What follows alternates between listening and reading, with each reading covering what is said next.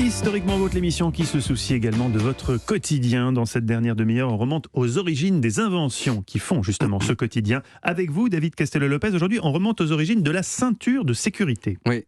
Pendant longtemps, l'été, quand j'étais jeune, j'ai fait des road trips en voiture avec une bande d'amis, tous garçons, et on utilisait toujours la même voiture qui était une Renault 21 Symphony de 1992. Et ces road trips, ils avaient surtout un objectif, c'était de rencontrer des filles venues d'autres pays. Et donc, comme on était un petit peu beauf avec mes amis, comme on l'est souvent à ces âges tendres, on avait donné un surnom à la Renault 21 Symphony, on l'avait baptisé le Love Tank, le char d'assaut de l'amour. Oh, vous deviez avoir l'air fin. Oui, et puis un jour, sur une route de campagne en Roumanie, pas très loin de la station balnéaire de Constanța, le Love Tank a commencé à émettre un râle affreux, et quelques secondes plus tard, il s'est arrêté.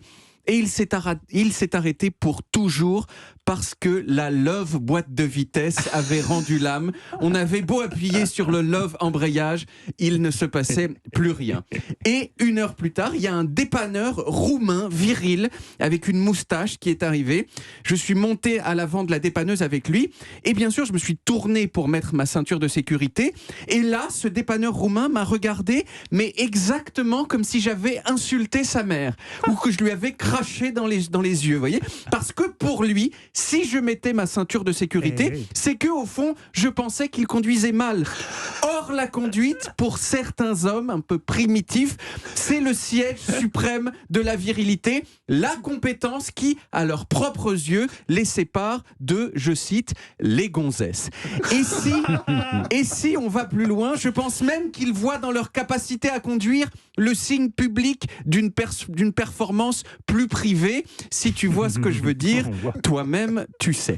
Et donc, je n'ai pas mis ma ceinture. J'ai accepté d'augmenter mes risques de mourir pour protéger l'amour-propre de ce monsieur roumain. Et 14 ans plus tard, ça m'a donné envie de savoir d'où venait la ceinture de sécurité. Alors, en gros, avant les années 50, ça n'existait pas. Ça n'existait pas. Et puis, justement, à la fin des années 50, en Suède, il y a eu un événement. Vous connaissez la marque de voiture Volvo. Voilà. Eh bien, l'histoire qui est racontée, c'est que le PDG de Volvo, le fameux Gunnar Engellau, qui s'appelle comme ça, je me suis un petit peu entraîné à l'accent suédois. Gunnar, il a perdu un des membres de sa famille dans un accident de voiture, et disons que ça l'a un petit peu chauffé pour trouver une solution pour que les gens meurent moins en voiture. Alors il a embauché un ingénieur qui s'appelait Nils Bolin, et qui avait travaillé à la conception des sièges éjectables des avions de chasse de l'armée suédoise.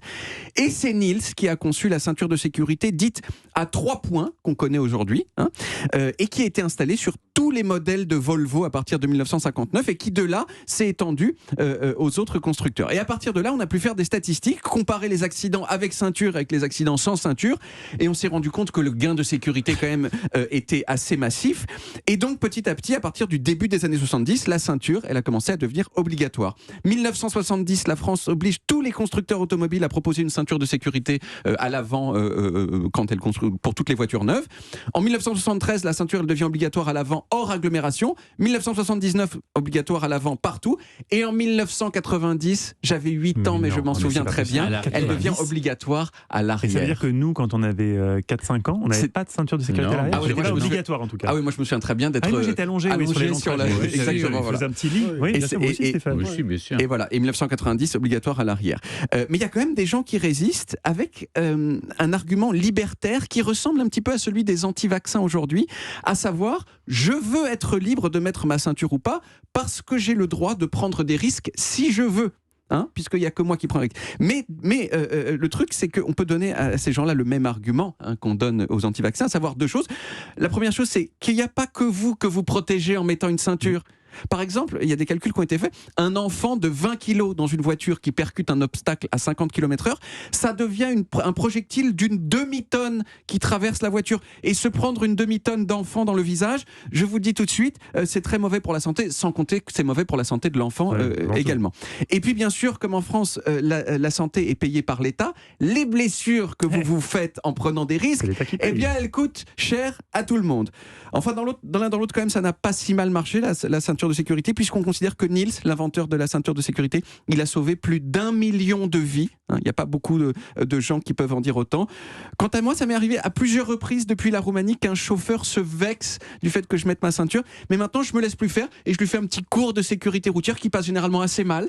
Mais en tout cas, je ne prends plus de risques de ce point de vue-là. Mais vous vous trouvez souvent dans des situations où vous avez continué plus, parce que c'était votre jeunesse, c'était il y a 14 ans, quoi. Il y a 14 ans, effectivement. Ouais. Mais C'est récent. vous avez vécu beaucoup d'aventures comme ça sur les routes d'Europe? Quelques-unes, parce que oui, on est allé quand même jusqu'en Transnistrie. Vous voyez, la Transnistrie, cette république séparatiste qui est entre la Moldavie et l'Ukraine. Voilà, donc on est allé quand même assez loin. Est-ce que le Love Tank a rempli toutes ces attentes? Oui, c'est ça qui m'intéresse, moi. Ils lui ont dit, je vous trouve très beau. Oh, ces voitures françaises. Non, je sais. C'est raciste de faire Vous des allez accents toujours vers l'Est. Oui, moi là, je vous laisse. Toujours vers l'Est. Vous allez toujours vers l'Est. Oui. Ça n'a pas si mal marché. Ça n'a pas si mal marché. Disons que tout le monde à l'intérieur de ce groupe d'amis n'avait pas autant de succès.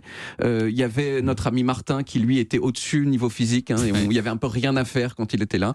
Donc voilà. Mais dans Au l'ensemble, contraire, elles ont toujours des copines. Oui. Et c'était chacun son tour sur le. Oui. Voilà, là, je vais être obligé d'intervenir. Message de SMS de Constance à l'instant. Et heureusement que je suis pas sorti avec ce con. Voilà, merci beaucoup, David. On retrouve les origines en podcast sur toutes les applis audio et en vidéo sur YouTube, Dailymotion et évidemment sur le site europe1.fr. D'autres vidéos des voyages en Roumanie sont disponibles sur d'autres sites, mais nous ne les mentionnerons pas à l'antenne d'Europe 1.